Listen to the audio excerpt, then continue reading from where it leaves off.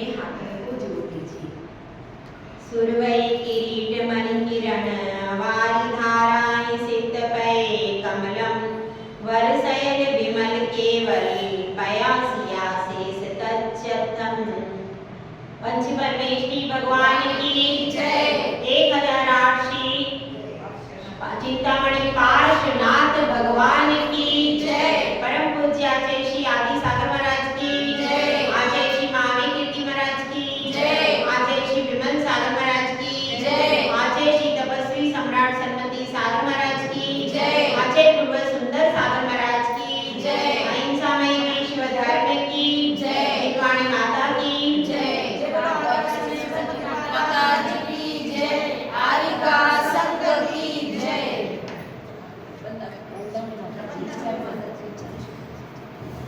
लक्ष्य के प्रति जो हर समय कटिबद्ध रूप से तैयार होता है वही एक दिन लक्ष्य को प्राप्त कर पाता है। कल हमने समझा था कि तत्व कितने होते हैं? 7 तत्व होते हैं। उसमें से प्रमुख तत्व कौन सा है? जीव तत्व के लिए ही यह 7 तत्वों का निरूपण है, क्योंकि इन 7 तत्वों में हर क्रिया घटित किसमें होती है? जीव। तो अब धीरे धीरे आचार्य परमेष्टि उसी जीव द्रव्य का विश्लेषण करेंगे। अब शिष्य प्रश्न करता है कि हे गुरुदेव, आपने बताया कि जीव ज्ञान दर्शन चेतना के सहित होता है। ज्ञान दर्शन चेतना के सहित जीव होता है, तो यह जीव कहाँ कहाँ पर रहता है? समझ में आई ना बात? क्या पूछा शिष्य ने? यह जीव कहाँ कहाँ पर रहता है? क्या उत्तर होगा इसका? तो गुरुदेव इसीलिए एक गाथा को कह रहे हैं जिसमें जिनके भेद बताए। सिद्धा संसार था दुविहा जीवा जिनेहि पन्नता अशरीरानंत चौठर नियानुबंधि बुधा सिद्धा। इसमें कहा गया है कि यह जीव 2 स्थानों पर रहता है। कहाँ का? पहला है सिद्ध शिला और दूसरा क्या है? संसार। समझ में आया? सिद्ध शिला पर कौन रहता है? कौन रहता है? सिद्ध भगवान रहते कहाँ? सिद्ध शिला पर। और हम और आप कहाँ रहते? संसार में, लोक में। क्योंकि जो अपन देखते हैं परस्परो प्रभो जीवाना, देखा है ना आप सबने? परस्परो प्रभो जीवाना देखा है कि नहीं अपन ने? उसमें जो चिन्ह बना है वो काय का चिन्ह है? 3 लोग। ऊपर जो क्या है? सबसे ऊपर सिद्ध भगवान है और वह पूरा 3 लोग ऊपर ऊर्ध्व लोक है। मध्य में जो लकीर है वो क्या है? मध्य लोक, जहाँ पर हम लोग हैं। और उसके नीचे जो ऐसा फैला हुआ है वो क्या है? वह पूरे 7 नरक है। मतलब सबसे कम स्पेस किसको मिला है? अपन लोगों का कोई स्पेस मिला है सबसे कम। और जीव भी कम है। मनुष्य गति के जीव कितने हैं? सबसे कम है। तो अब अपनी बात चल रही है, यहाँ पर अपन आगे चलेंगे जीव तत्व के विश्लेषण की तरफ। तो मेरा आपसे छोटा सा प्रश्न है, संसार किसको कहते हैं? हाँ विनोद जी नाम है ना? ये शर्मिला जी क्या नाम है? यही है? वही है। हाँ विनोद जी बताइए, संसार किसको कहते हैं? कोई आइडिया अपने दिमाग से बताओ, कोई अपने को शास्त्रों का नहीं। आपने अभी आप संसार में हो कि नहीं? तो संसार में क्या अनुभव किया आपने? क्या होता है संसार? बताओ। अवस्था को भोगता है वही संसारी। अवस्था को भोगता है वही संसारी जीव होता है। बैठ जाओ। ठीक है, तो संसार का मतलब है जिसमें हमेशा संसरण चल रहा है, परिवर्तन चलता जा रहा है। जहाँ पर कुछ भी शाश्वत नहीं, जहाँ पर एक आता है और एक चला जाता है, जहाँ पर कोई सुखी नहीं है, किसी को रोग का दुख है, किसी को धन का दरिद्रता का दुख है, किसी के घर में कलह हो रही तो उस कलह का दुख है, कोई ना कोई दुख जहाँ पर हमेशा बना ही रहता है, वह क्या कहलाता है? संसार। और 7 चक्र होते, कितने होते? 7 चक्र। कौन कौन से? एक होता है कर्म का चक्र। कैसे? कोई कर्म आता है, जैसे हमने कल पढ़ा था ना, कोई कर्म आता है, बनता है और फिर उसका फल जीव भोगता है। ये क्या हो गया? कर्म का चक्र। और संसार का चक्र कैसा है? एक पर्याय समाप्त होती है, दूसरी शुरू होती है, दूसरी समाप्त होती है, तीसरी शुरू होती है। इस तरह से पर्याय वाइज यह चक्र भी पूरा घूमता जाता है। एक होता है धर्म चक्र। धर्म चक्र मतलब जो धर्म चक्र सर्वाण यक्ष लेकर के कहाँ खड़ा रहता है? अंतिम कटनी पर। कटनी होती है ना, 3 कटनी, उसमें से एक कटनी पर सर्वाण यक्ष धर्म चक्र लेकर के खड़ा रहता है। जो धर्म चक्र तीर्थंकर प्रभु के आगे आगे चलता है, तो उसमें क्या प्रतीक है? उसमें 1008 आरे होते हैं उस चक्र में। कब? जब तीर्थंकर प्रभु विहार करते हैं केवल ज्ञान के बाद में, तो आगे आगे वह यक्ष चलता है। तो वह किसका प्रतीक है? वह प्रतीक है कि अब धर्म चक्र के जो नेता है, धर्म के जो नेता है, वह पधार है, इसकी उद्घोषणा करता है। कौन? धर्म चक्र। ठीक है, तो एक हो गया कर्म चक्र, एक हो गया संसार चक्र, एक हो गया धर्म चक्र। और कौन कौन से चक्र होते हैं? एक होता है सुदर्शन चक्र, नारायण के हाथ में देखा होगा। सुदर्शन चक्र कौन सा होता है? वह सुदर्शन चक्र ऐसा होता है कि वह जब उत्पन्न हो जाता है तब दिग्विजय के लिए चक्रवर्ती जाता है। तो वह क्या कहलाता है? सुदर्शन चक्र। वह आगे आगे चलता है और चक्रवर्ती पीछे पीछे। जब वह आयुशाला में उत्पन्न हो जाता है तो चक्रवर्ती कहाँ जाता है? दिग्विजय के लिए। और जब जीत के आता है तो वो जहाँ जाता है उसके आगे आगे सुदर्शन चक्र चलता है। तो इस तरह से हमको कौन सा चक्र प्राप्त करना है? धर्म चक्र को प्राप्त करना है। संसार चक्र को प्राप्त करने से कोई फायदा, वो तो अपने पास में ही है। धर्म चक्र किसको किसको प्राप्त करना है? धर्म चक्र सबके पास है। चल, प्राप्त करने का पुरुषार्थ करना है ना? नहीं करना? उसमें से निकलने का पुरुषार्थ। कर्म चक्र और संसार चक्र में तो हम पूरे फंसे हुए हैं, उससे निकलने का पुरुषार्थ करना है।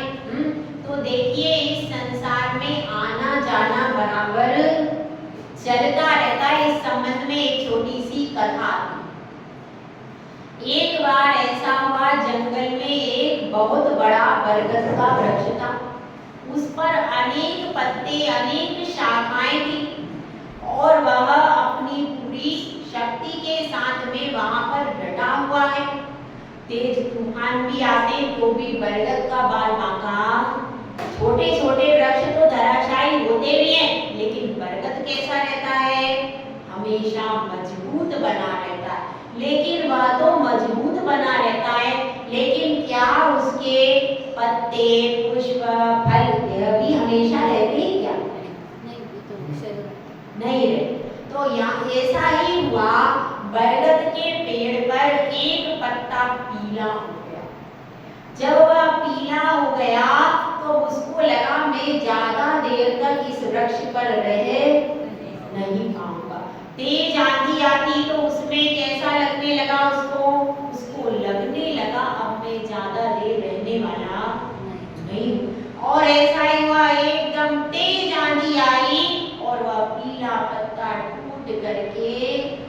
खड़ खड़ करके नीचे की ओर जाने लगा। उसी समय वहां पर कुछ नवीन कोपले थी। इधर यह पत्ता धीरे धीरे आगे को जा रहा है और वह नवीन कोपले हंसती हुई कहती है, बूढ़े बाबा तुम यहाँ देखो, थोड़ी सी हवा में ही झटकोले खाते कहाँ जा रहे हो। ऐसे वो उपहास पूर्वक नई कोपले उस पीले पत्ते को कहती है। तो पीला पत्ता जवाब देता है कि मैं भी कभी तुम्हारी तरह, जब मैं भी कोमल के समान था, तब मैंने भी तुम्हारी तरह किसी पीले पत्ते का मजाक उड़ाया था। आज मैं भी उसी दशा में आया हूँ और यह तो संसार का चक्र है, जो आता है वो जाता है। तुम्हारा भी जीवन इतना ही है, तुमको भी एक दिन मेरी स्टेज पर आना पड़ेगा। क्योंकि यहाँ पर तो नियम है, जो आएगा सो जाएगा। हमेशा संसार में कोई रह सकता है क्या? नहीं, एक पर्याय में तो नहीं रह सकता। जीव तो हमेशा रहता है, परंतु पर्याय तो बदलती जैसा जिसका आयु कर्म होता है, उस हिसाब से पर्याय बदलती चली जाती। तो कोपलों को एहसास होता है। नवीन कोपले, अब देख लो आजकल के बच्चे जो होते हैं कितनी फुर्ती से आगे बढ़ जाते हैं, कितनी फुर्ती से चलते फिरते। उनको देखकर कभी अपने को लगता है अपन भी ऐसे थे कि नहीं पहले। आशा आंटी पहले कैसे भागते थे, चौके में भी चले जाते थे, मंदिर में भी चले जाते थे, भागते भागते सब जगह जाते थे। अब क्या होता है? अब ज्यादा भाग दौड़ है, सेकंड गियर लगता है। अब यही बात है। पहले आप जवानी में कैसे दौड़ते थे? आप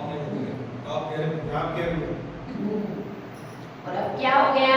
अब पीले पत्ते तो नहीं हो, अभी तो पत्ता हरा ही है, डाल से लगा ही है, डाल से लगा रहेगा। सब डाई करेंगे, क्या करेंगे सब?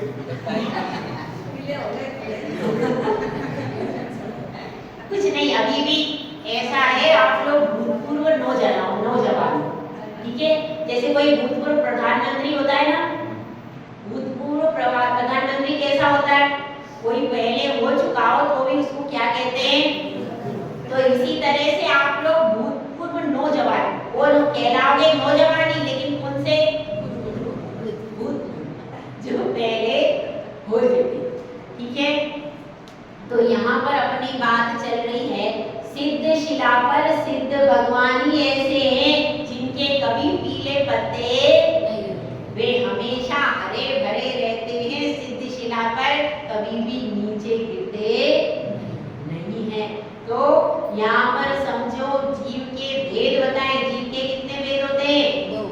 एक होते हैं सिद्ध और दूसरे होते हैं संसारी। इसमें दूसरे नंबर पर संसारी लिखा है। क्यों? क्योंकि देखिए हम सबका लक्ष्य है मोक्ष। क्या लक्ष्य है? मोक्ष का लक्ष्य है। तो सिद्ध भगवान हमारे लिए क्या है? आइडियल है। उनको देख देख करके हमको लगता है कि हम मोक्ष में जा सकते हैं, ठीक है? मोक्ष में जा सकते हैं। कैसे लगता है? अगर सिद्ध नहीं होते, सिद्धों का कोई वर्णन शास्त्रों में नहीं होता, तो क्या कभी हम सोचते कि मोक्ष जा सकते? कभी भी हमारे मन में ख्याल भी नहीं आता। वो तो आचार्यों का उपकार है, अनंतों का उपकार है कि उन्होंने बता दिया कि संसार से छूटने का उपाय है, और उस उपाय को करके स्वयं सिद्ध बन गए। तो जीव के कितने भेद हुए? दो भेद। कौन कौन से? संसारी और सिद्ध। संसारी और सिद्ध। और एक इसने बताया है दो प्रकार के, दुविधा मतलब दो प्रकार के जीवा, जिन्हें यानी जिनेंद्र भगवान के द्वारा पन्नता यानी कहा है। यहाँ पर आचार्य परमेश्वरी अपने मन से नहीं कह रहे, किसके द्वारा कहा गया है? जिनेंद्र भगवान ने बताया है। सिद्ध और संसारी दो प्रकार के चौथ्या निगुदा सिद्ध। और अशरीरा मतलब शरीर से रहित। सिद्ध भगवान के पास में शरीर है क्या भाई? इसमें 3 प्रकार से कथन हो सकता है। कैसे? पहला कथन तो यह है उनके पास में यह जो औदारिक शरीर है वह नहीं। दूसरे प्रकार का कथन यह है ज्ञान शरीरी त्रिविध कर्ममल वर्जित सिद्ध महंता। उनके पास में कौन सा शरीर है? ज्ञान रूपी शरीर है। क्योंकि किसी भी परिस्थिति में दर्शन और ज्ञान गुण से रहित जीव कभी होता है क्या? कभी ऐसा हुआ विनोद जी कि आपने जानना देखना बंद कर दिया? बुखार आया हो तब, सिर दुख रहा हो, कोई तकलीफ हो गई हो तब, कभी कभार हुआ होगा? नहीं होता। हर अवस्था में जीव जानता देखता ही है। ऐसी एक भी अवस्था नहीं होती जबकि वो जानता देखता नहीं है। तो क्या कह रहे हैं इसमें? अशरीरा जीव है मतलब ज्ञान रूपी ही शरीर है। उसमें ज्ञान दर्शन अनंत गुणों का जो पिंड है, आत्मा के प्रदेशों के साथ ज्ञान दर्शन अनंत गुणों का पिंड है, वो क्या है? वही सिद्ध भगवंत है। यह जो लौकिक आपका शरीर है, ऐसा शरीर सिद्धों के पास है क्या? उनके पास अनंत सुख, अनंत ज्ञान, अनंत दर्शन, अनंत वीर, इन पूरे अनंत गुणों का जो समूह है वही उनके आत्मा के प्रदेशों पर है। तो ये दूसरे प्रकार का कथन। तीसरे प्रकार का कथन है द्रव्य संग्रह में पुरुषा यारो अप्पा। आत्मा का आकार कौन सा है? पुरुषाकार। कैसे सिद्ध करेंगे कि जब अंतिम शरीर होता है, हाँ भाई सिद्ध कौन से शरीर से बनते? ये स्त्रियां सिद्ध भगवान बन सकती है क्या? हाँ भाई प्रवीण जी, ये स्त्रियां बन सकती है सिद्ध भगवान? क्यों एक आध बन जाती होगी? अपनी वाली को तो बना दो, मालिका वाली तो बन जाएगी कि नहीं बनेगी? हैं? बन जाएगी ना? कोई भी नहीं। मतलब मूल शरीर कौन सा चाहिए? पुरुष का आकार चाहिए। क्योंकि जो पुरुष के आकार का धारक मुनिराज बन जाएंगे वे ही मोक्ष की साधना कर पाएंगे, बाकी स्त्री आदि नहीं कर पाएंगे। ठीक है, समझ में आया? तो इसलिए पुरुषा यारो अप्पा, जिस प्रकार से आप दोनों भूतपूर्व नौजवान, उसी तरह से भूतपूर्व पुरुष हैं। कौन? सिद्ध भगवान। वर्तमान में उनका कैसा है? वर्तमान पहली पर्याय में जो पुरुष के रूप में थे ना, मुनि बने थे तब कौन सा रूप था उनका? पुरुष का रूप। और फिर मुनि बनने के बाद में जब सिद्ध शिला पर आत्मा के प्रदेश जाते तो क्या होता है? वह जो अपुरुष का जो शरीर था वो तो नीचे ही छूट गया, लेकिन आत्मा के प्रदेशों का जो साइज है वो चेंज नहीं होगा। चाहे साइज कैसा रहता है, जिस प्रकार से आपने कभी भुंजे बनाए, यहाँ पर क्या कहते हैं? भुजिया कहते हैं, भुंजे कहते हैं ना यहाँ पर, हमारा आपका सेम। भुंजे आपने बनाए हो तो उस भुंजे का सांचा देखा है आपने देखा है? हाँ, आधे चंद्र के आकार का होता है ना सांचा। तो अब उसमें अपन ने आटे का वो बना करके या पूड़ी बना करके अपन ने उसमें रख दी, तो क्या हो जाता है? उसको कटर से काट देते, कटर से उसको निकाल देते हैं उसका हिस्सा, तो वह शेप कैसा रह गया? अब उसको जो अपन ने आटे की पूड़ी बनाई थी उसको भी बाहर निकाल लो। ठीक है, तो अब उसमें क्या रह गया? अंदर सांचे में खाली हो गया कि नहीं? सांचे के अंदर कुछ है? इसी प्रकार से अपना जो शरीर है वह तो यही रह जाता है, केवल सांचे का आकार रहे। इसी प्रकार से वह जो जीव है वह यहाँ से जब जाता है तो अंतिम शरीर का ही आकार उसका रह जाता है, क्योंकि आकार चेंज करने का कोई निमित्त नहीं है। जब हम यहाँ से देवगति में जाते तो हमारे शरीर का आकार कौन सा होगा? कौन सा आकार? यही आकार होगा, इसी आकार में आपका शरीर रहेगा। और वहां पर जब देवगति में जाओगे तब आकार चेंज होगा। इसी तरह से हम जब सिद्ध शिला में जाते तो अगर अगली गति हो तो आकार चेंज हो। अब सिद्ध गति के बाद कोई जन्म धारण करना है क्या जीव को, तो आकार चेंज नहीं होता है। जो अंतिम पुरुषाकार होता है उसी का आकार रहता है। जैसे आदिनाथ भगवान है ना, आदिनाथ भगवान की कितने धनुष की काया थी, 500। तो उनका जो आत्मा के प्रदेश है 500 धनुष में ही है पूरे, वह चेंज नहीं होते। समझ में आ गई बात। जो आकार अंतिम शरीर का, जिस शरीर से मुनिराज ने साधना की है उसी शरीर का आकार उनका बना हुआ रहता है। तो 3 प्रकार से, इस प्रकार से इसमें कथन हो सकता है। तो अपनी बात चल रही है। अब यह अनंत सिद्ध कितने हैं, अनंत, और संसारी जीव भी कितने हैं, ये भी अनंत है। ठीक है। तो अब इस प्रकार से अपन ने क्या समझा कि जीव के भेद 2 प्रकार से। अब इसमें एक छोटा सा अपना मंदिर वाला प्रकरण, क्योंकि लोग देर से आते हैं, फिर भी मैं ले लेती हूँ। मंदिर क्यों जाना है, अपना प्रकरण चल रहा था ना। तो इस संबंध में यदि कोई 3 साल का बच्चा प्रश्न करता है तो कैसे उत्तर देंगे, उसको ये कहेंगे, देखो तुम्हारी थाली में मीठा लड्डू है, क्या है, बच्चा लड्डू को तो समझता है ना 3 साल का। तुम्हारी थाली में कैसा लड्डू है, मीठा लड्डू, और दूसरे वाले की थाली में मीठा लड्डू नहीं है। ठीक है, तो तुम कौन सी थाली लेना पसंद करोगे, मीठे लड्डू वाली या जिस थाली में मीठा लड्डू नहीं है, अथवा तुम्हारे लड्डू से कम क्वालिटी वाला लड्डू उसमें है, तो बच्चा कौन सी थाली लेगा, जो लड्डू बहुत अच्छा है। एक लड्डू है मेवा मिष्ठान वाला, खूब मीठा बढ़िया लड्डू, और दूसरा लड्डू कैसा है, साधारण लड्डू। एक लड्डू अच्छा शक्कर का बना है, मेवा वाला है, और एक लड्डू कैसा है, बिल्कुल साधारण लड्डू। तो कौन सा लड्डू खाना पसंद करेगा बच्चा, जो मेवा वाला है, घी का बना है, अच्छा बढ़िया बना है।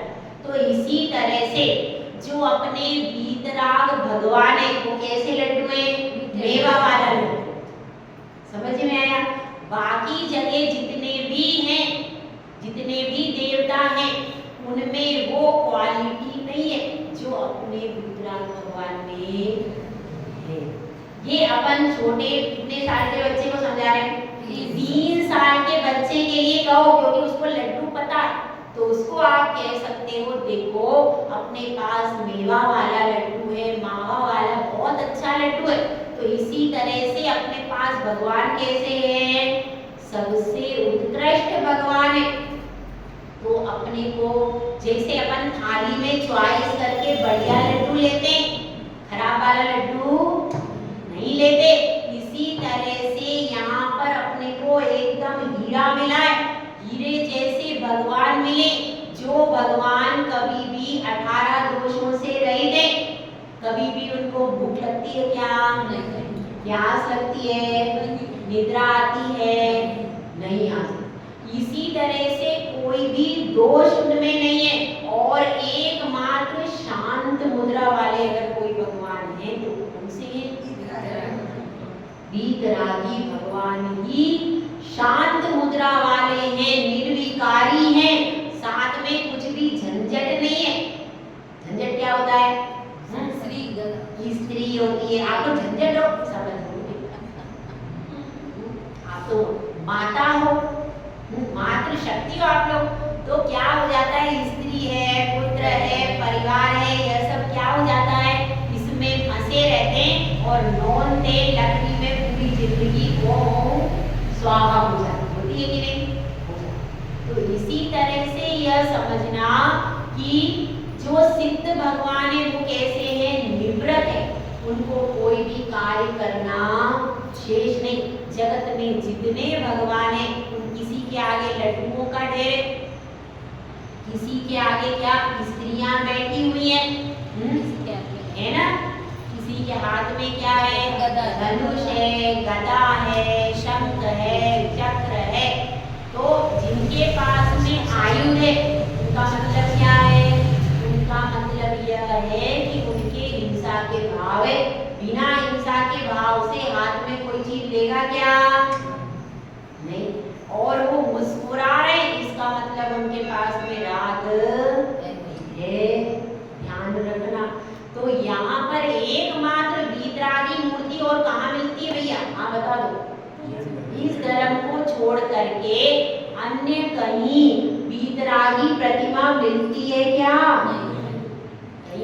बनती हो? नहीं। ध्यान रखना, हमारे पास मावे वाला, मेवे वाला बड़ा उत्कृष्ट लड्डू रखा है और फिर भी हम दूसरे की थाली में झांक झांक के देख रहे हैं। अपने लड्डू की ओर दृष्टि ही नहीं है और अपन देख रहे, अब उसकी थाली में है ही नहीं तो मिलेगा कहाँ से अपन? और झांकते झांकते पूरी जिंदगी पूरी हो जाती है, ना इधर का खा पाते ना उधर का कुछ मिल पाता है, क्योंकि दूसरी जगह तो अच्छा है ही नहीं तो मिलेगा कैसे? और हम अपनी थाली का जो लड्डू रखा है उसकी तरफ देख ही नहीं पाते। अरे इन भगवान के दर्शन में अगर आप आनंद लो तो जो मीठा मावा वाला जो लड्डू है उस लड्डू में जो स्वाद है उससे भी कई गुना स्वाद भगवान के दर्शन में। लेकिन किसको मिलेगा, वो किसको आनंद आएगा? जो उस आनंद को लेना चाहेगा। जब लेना चाहोगे, जब बच्चा उस लड्डू को उठाएगा, मुंह में डालेगा, तभी तो स्वाद आएगा। बिना खाए उसको स्वाद आ जाएगा क्या? इसी तरह से जब आप इनके दरवाजे पर आओगे और श्रद्धा से पूरा भर करके जब ये कह दोगे, हे भगवान आप ही मेरे देव हो, आपको छोड़ करके और कोई भी देव को देखने की मेरी इच्छा। जब आप ऐसी भावना अंतरंग से भाओगे और कहीं भी जाने की आपकी इच्छा नहीं होगी, तब जाकर के आप यहाँ पर वो आनंद प्राप्त करोगे जो आनंद कभी भी मिल नहीं सकता। ये किसके लिए? आपके लिए नहीं, वो 3 साल का पप्पू है, छोटा है। 3 साल के पप्पू के लिए ये क्या हो रहा है, उसको आप ऐसे समझा सकते, ऐसे समझ जाएगा ना पप्पू, ये उसका तरीका। आप उसको ज्यादा सिद्धांत बताओगे, प्रेशराइज करोगे तो वो नहीं समझेगा। लेकिन अगर उसको खाने की चीज के प्रति अपन करेंगे तो धीरे धीरे बच्चे के मन में आएगा वास्तव में यहाँ पर कुछ अलग तो है। और वो अलग के साथ में यदि बच्चा भगवान से एक बार कनेक्ट हो गया तो फिर कभी डिस्कनेक्ट नहीं, क्योंकि उसने जो जाना है, जो समझा है वो रियल है। कभी भी वीतरागी भगवान के पास में लड्डू नहीं आने वाले, कभी भी स्त्री नहीं आने वाली, कभी भी कोई हथियार नहीं आने वाला। तो ये जो सत्य एक बार आपने उसको अनुभव करा दिया तो वो बच्चा हमेशा हमेशा के लिए वीतरागी भगवान का भक्त हो जाए। और हमको प्रेशराइज करके करेंगे, टेम्परेरी काम है। अब बच्चे सब स्कूल में, आप कॉलेज में जहाँ पर भर्ती कर देते हो, हॉस्टल में, वहां पर रोज बच्चा अभिषेक करता है, लेकिन यहाँ पर आकर के सो जाता है। क्यों? वहां पर रूल है, आपको अभिषेक करना है, आपको सुबह उठना है। तो हमको रूल्स रेगुलेशन और अनुशासन से बच्चे को मानना नहीं, हमें उनका मन बदलना। दूसरे लोग क्या कर रहे हैं, मन तन करके सिर्फ माइंड वॉश करते हैं और उस माइंड वॉश से बच्चा पूरा कन्वर्ट हो जाता है। हमको उसको अपने धर्म में डाइवर्ट करके लाना है, यहाँ पे वापस लाना है। तो आपकी शुरू से ही यदि इस प्रकार की पहल होगी तो कोई भी व्यक्ति उस बात को काट नहीं सके। ऐसा बच्चे को प्रिपेयर करना, प्रेशराइज करने से, डांटने से, प्रलोभन देने से कुछ समय के लिए वो बच्चा मंदिर जा सकता है, लेकिन हमेशा के लिए कब जाएगा? जब आपके पास कोई सॉलिड रीजन ऐसा हो कि जिस रीजन को बच्चा क्या कोई भी दुनिया में काट नहीं सके, तो बच्चा हमेशा के लिए भगवान का बन जाए। तो अब अपनी बात चल रही है, अपन थोड़ा सा और आगे चलते हैं। यहाँ पर संसारी जीवों के 2 वेद, आप लोग भी याद कर लेना ये चीज। कितने वेद हो गए? 2। एक संसारी जीवों के 2 वेद, जीवों के 2 वेद होते हैं। एक होते हैं संसारी जो हम सब हैं, और एक होते हैं कौन? सिद्ध शिला वाले। ठीक है, सिद्ध शिला वाले कौन से? सिद्ध जीव अथवा मुक्त जीव। अब दोनों में अंतर क्या है? हमारे पास कर्म है। क्या है हमारे पास? कर्म है, शरीर है। उनके पास में न कर्म है न कोई शरीर है। ये उसमें और हमें अंतर हो गया। ठीक है, अब इसके बाद वो पूछ रहे भाई आपने एक लाइन में कह दिया कि संसारी जीव होते, अब ये तो बहुत सारे होते संसारी जीव। सिद्ध भगवान का तो 1 मिनट में समझ में आता है। कितने मिनट में समझ में आता है? 1 सेकंड में भाई सिद्ध है। हाँ भाई कर्म से अलग होते हैं, शरीर नहीं होता है, अपने आत्मा के आनंद में रहते हैं, वो कौन हो गए?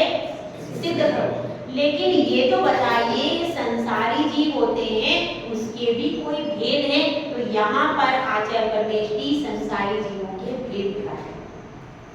पज्जता पज्जता वायर सुमा निगोए निचियरा पत्ते पयटियरा थावर काया अनेह विहा। अब इसमें बताया गया है कि स्थावर जीव कितने प्रकार के होते हैं? 5 प्रकार के जो स्थावर जीव होते हैं उन्हीं का यहाँ पर भेद किया है। एक होते हैं बादल और एक होते हैं सूक्ष्म। तो दोनों प्रकार के निगोदिया जीव होते हैं, एक बादल और एक सूक्ष्म। तो इसमें क्या बताया है?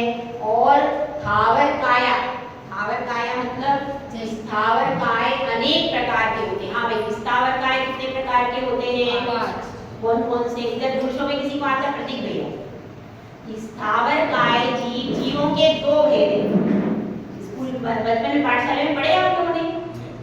देखो 2 जीव याद हो गए, जीव भेद सिद्ध और संसारी तो याद हो गए, ठीक है। अब इसमें संसारी में एक डिवीजन कर रहे हैं। संसारी जीव का पहला भेद कौन सा है? स्थावर। पहला भेद कौन सा है? स्थावर। अब स्थावर में स्थावर का अर्थ क्या होता है? एक जो नहीं, जो जीव जिनको एक इंद्री होती है। एक इंद्री कौन सी होती है? 5 इंद्री के नाम किसी को याद है क्या? 5 इंद्री के नाम आप में से किसी को याद है? देखो स्पर्शन, रसना, घ्राण, चक्षु, आपके पास सब है। आपके पास कितनी इंद्रियां हैं? तो नाम बस याद करने इजी है। स्पर्शन, रसना, घ्राण, चक्षु और घ्राण, ये क्या हो गई? 5 इंद्रियां। इनमें से स्थावर काय जो जीव होते हैं उनके सिर्फ एक इंद्रिय होती है। कौन सी होगी? स्पर्शन। स्पर्शन मतलब जिसके द्वारा हम छूते, छू करके जानते हैं, वो कौन सी इंद्री हो गई? स्पर्शन इंद्री। तो स्पर्शन इंद्री किसको होती है? वो पहली इंद्री। वो किस को होती है? पृथ्वी। बताओ 5 कौन से? अब अपन ये देखते हैं एक इंद्री किस को होती है? पृथ्वी, जल, अग्नि, वायु और वनस्पति, ठीक है ना। पृथ्वी, जल, अग्नि, वायु और वनस्पति, इनको कितनी इंद्री होती है? केवल एक। कौन सी? केवल ये किसके द्वारा जानते हैं? स्पर्श करने से जानते हैं। अगर कोई इनको स्पर्श करेगा तो इनको ज्ञान होगा, यदि कोई स्पर्श नहीं कर रहा है तो इनको ज्ञान होने वाला नहीं। और हम कितनी इंद्रियों से जानते हैं? कौन कौन सी 5 इंद्रियां? स्पर्शन, रसना, घ्राण, चक्षु और घ्राण। तो हम 5 इंद्रियों के द्वारा जानते हैं। और ये सब पृथ्वी, जल, अग्नि, वायु और वनस्पति, ये कितनी इंद्री से जानते हैं? केवल एक इंद्री के द्वारा। तो यहाँ पर यही अपना व्याख्यान चल रहा है कि अब इसमें क्या होता है। और इसमें एक है वनस्पति काय। वनस्पति काय के 2 भेद हैं, सूक्ष्म निगोदिया और बादल निगोदिया। और उसमें पर्याप्तक और अपर्याप्तक रूप से भेद। पर्याप्तक क्या होता है भाई? बता सकते हो आप? किसी को पता है? कठिन विषय हो गया? नहीं, मतलब वो गुणस्थान वाला विषय। गुणस्थान वाला विषय नहीं है। 14 पर्याप्तक और अपर्याप्तक समझो। देखो मैं बताती हूँ। जैसे आपका यहाँ से मरण हुआ, सबको देवगति में भेजूंगी भाई, अपन नीचे जाने वाले नहीं, अपन सब देव बनेंगे, ठीक है। तो क्या करेंगे, यहाँ से जैसे हमारी ये पर्याय छूट गई, अब आपको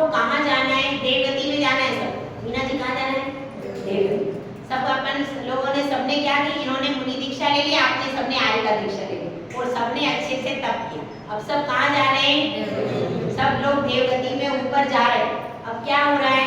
तो अब यहाँ का शरीर तो यहाँ छूट गया, अब नया शरीर बनाने के लिए क्या करना पड़ेगा? जो नवीन आपका नामकर्म है, देवगति नामकर्म आपका रहेगा, क्योंकि जाना कहाँ है?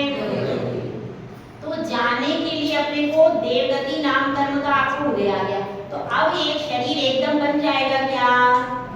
नहीं, वह शरीर पूरा डेवलप कैसे होता है? जो नामकर्म होता है, नामकर्म के माध्यम से आपकी पूरी बॉडी कैसी हो जाएगी?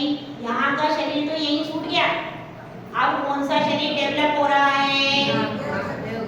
देवगति का शरीर। 3 समय में वो शरीर पूरा हो जाएगा, बन जाएगा। तो जब तक वह शरीर बना नहीं, वो क्या कहलाएंगे? अपर्याप्त।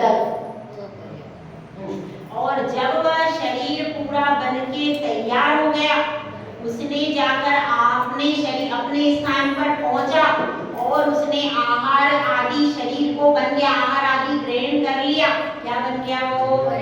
पर्याप्त। समझे ना आप? ठीक है ना? वो थोड़ा टफ हो जाएगा, इजी वे में समझा, समझ में आया ना? यहाँ से यहाँ का शरीर यहाँ छूट गया, अब दूसरी जगह जाना है तो शरीर दूसरा लेना पड़ेगा ना, तो वह शरीर धीरे धीरे डेवलप होता है। और नहीं, यहाँ से आपके साथ में कर्म रहेगी ना, आयु देवायु रहेगी आपके साथ में, देवायु होती है, पुण्य करना पड़ता है देवायु के लिए।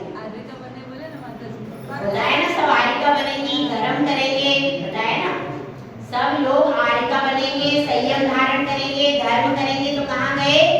देवगति। तो देवगति में गए हैं, तो यहाँ का तो तुम्हारा ये मीना जी का शरीर तो नहीं रहेगा, कि जाएगा लेकर ये खराब हो गया, इसको छोड़ के जाना, नहीं तो गर्भ परेशान हो। तो ये सारा खराब शरीर अपन ने यहीं पर, और अब अपन को कौन सी देवायु का बंध हुआ है और देवगति नामकर्म का। वह नामकर्म में इतनी पावर होती है, पूरा शरीर डेवलप कर देता है, बना देता। ठीक है, जैसे अपन पूर्व पर्याय से आए तो मनुष्य गति नामकर्म से पूरा शरीर तैयार हो गया। जो ऐसा कहते हैं कि सृष्टि की रचना किसी और ने की है, हमारी रचना किसी और ने की है, वह बातें पूरी मिथ्या है। कोई भी किसी की रचना नहीं करता, हमारे स्वयं के नामकर्म से हमारे शरीर की रचना होती है। मतलब हमारे शरीर की रचना करने वाला कौन है? हमारा नामकर्म। यदि हमें मनुष्य नामकर्म, मनुष्य गति नामकर्म का उदय होगा तो हमारी रचना कौन से शरीर की होगी? मनुष्य की। अगर हमारा देवगति नामकर्म का उदय होगा तो कौन सी रचना होगी? अगर नरक गति का नामकर्म का उदय होगा तो वह नामकर्म इतना पावरफुल है, स्वयं रचना को कर लेता है। ठीक है, तो इसी तरह से अब क्या हुआ? देवगति नामकर्म का उदय हुआ, उस नामकर्म ने 3 समय में आपके पूरे शरीर को डेवलप कर दिया।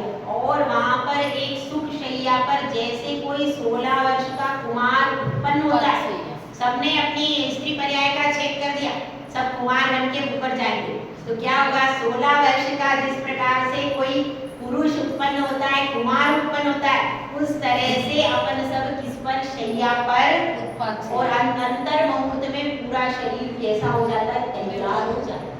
तो उस पर जिस प्रकार से कष्ट नहीं होता, जिस प्रकार से कोई बालक सोता हुआ उठ जाता है, ऐसे ही वहां पर उठ जाता है। तो जब तक ये सब 3 मिनट में ही होता है? नहीं, 3 समय में ही वो हो जाता है, अपने स्थान पर पहुंच करके आहार ग्रहण कर लेता है। जीव बहुत वास्ट काम है जीव का। तो यह बात मतलब अपर्याप्त मतलब क्या? जब तक उस स्थान पर पहुंच करके उसका शरीर पूरा बना नहीं, तब तक क्या कहलाएगा? अपर्याप्त। और जब वहां पर देवगति में पहुंच गया, उसने वहां पर अपना शरीर पूरा डेवलप कर लिया, तो क्या कहलाएगा? समझ में आया? इसके लिए सिद्धांत में समझो, आहार, शरीर, इंद्रिय, श्वासोश्वास, भाषा और मन, यह 6 पर्याप्तियां पूर्ण कर लेता है तो क्या कहलाता है? पर्याप्तक और पंचेंद्रिय कहलाएगा। बाकी एकेंद्रिय जीवों की पर्याप्तियां कुछ कम होंगी। क्योंकि उनके पास भाषा नहीं है, मन नहीं, तो ये अलग अलग डिपार्टमेंट। तो अपन अभी यही समझे कि यहाँ पर दो प्रकार के जीव होते हैं। कौन सा? पहला संसारी और मुक्त। दूसरे प्रकार के कौन से होते हैं? अपन ने फिर संसारी जीवों का एक भेद किया। कौन सा? स्थावर। और स्थावर के 5 भेद कौन कौन से? पृथ्वी, जल, अग्नि, वायु और वनस्पति। तो अब ये किसके भेद हो गए? स्थावर जीवों के। तो इसी तरह से अपने को समझना है, अनादि काल से अपन इन सब पर्यायों में उत्पन्न हुए कि नहीं? अनंत काल तक पृथ्वी बन करके पड़े रहे, जल बन करके बहते रहे, अग्नि बन करके जलते रहे और वायु बन करके यहाँ वहाँ घूमते रहे और वनस्पति बन करके कितना कष्ट है वनस्पति को? छेदना, भेदना, तोड़ना, यह सब कष्ट किसने सहन किए? आपने भी किए। तो अपन अनंत काल तक ये सारे दुख अपने झेले हैं। तो अब क्या करना? अब इन सबका संरक्षण करने का पुरुषार्थ करना। यह समझना, यह जो पेड़ है, यह पेड़ भी कैसा है?